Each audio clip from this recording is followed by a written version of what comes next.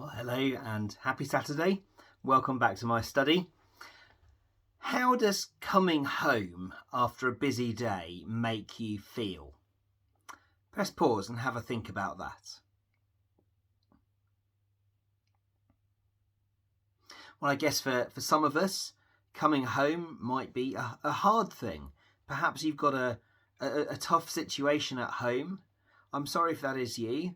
If you need to talk about it, do be in touch with me or Ash or somebody else at church if that would be helpful. Some of us might find it hard. Some of us might find it great to get home after a busy day. We might find it's good to be able to put our feet up or maybe soak them in a warm bowl or something after a busy day at work or a busy day carting kids around or seeing friends or doing housework.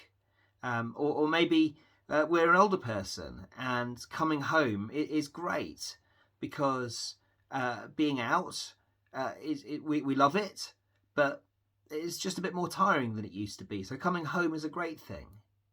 However coming home makes you feel, it's going to be way better in the future. I'm not talking about this world.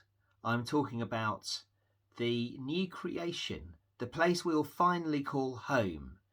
Look with me at Isaiah chapter 35 and verse 10.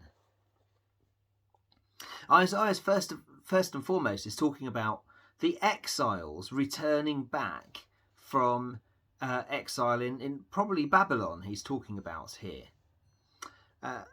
What does he say? He says this: "Those the Lord has rescued will return. They will enter Zion with singing." That's very true. They did. They came back and they entered Zion with singing because they wanted to go back to the place where they worshipped God, or at least their parents and grandparents had done. They were away in exile for 70 years.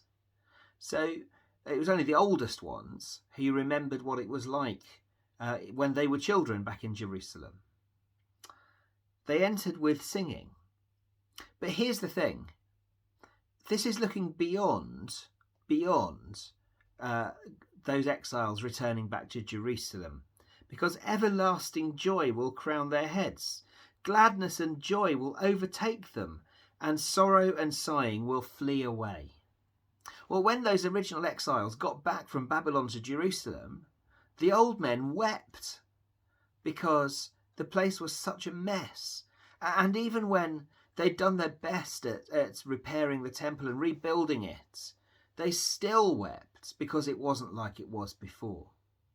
Which is why this is pointing forward to the new Jerusalem, the true Zion, the place that all of us who trust in Jesus will come finally home to when we go to be with him. There, everlasting joy will crown our heads. There, gladness and joy will overtake us. There'll be overwhelming feelings of gladness and joy. And sorrow and sighing will flee away. They won't even be memories, because we'll be so joyful at being home with the Lord and with our brother and sister Christians forever.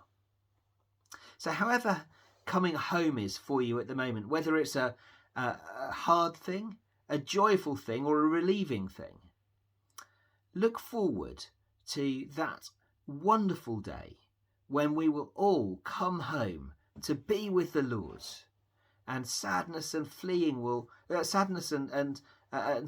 flee away, and joy will overwhelm us. Let me pray.